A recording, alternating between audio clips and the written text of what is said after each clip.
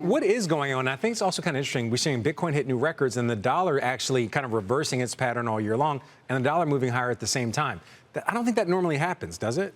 They are each other's inverse. But what's interesting about this Bitcoin rally is it is not like the blip that we saw on May 22nd when it hit its previous all-time high.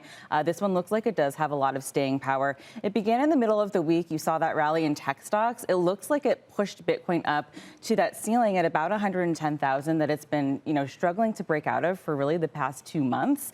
And that triggered one of the biggest waves of short liquidations that we've seen.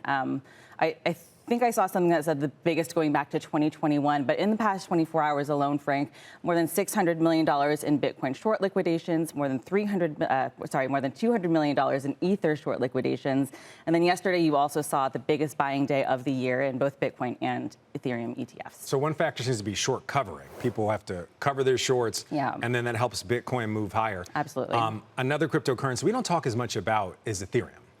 What's behind Ethereum's rally? We're hitting it earlier, up about 20% over the last 2 months. Is that a kind of a referendum on its use cases? Because you can build things on top of Ethereum where Bitcoin's, maybe it's a currency, maybe it's, we don't really know what it is, but Ethereum actually does have a practical use. Ethereum is such an interesting story. In the last 2 months that Bitcoin has sort of been languishing, the price of ETH, you started to see kind of come back to life, and it has been outperforming Bitcoin over the past 2 months and really coming back roaring from the dead this week. A lot of investors have been really frustrated with this asset, kind of thought that ETH and the altcoins were not going to be rallying after seeing the Bitcoin all-time highs. We're not seeing that right now. ETH is really coming back.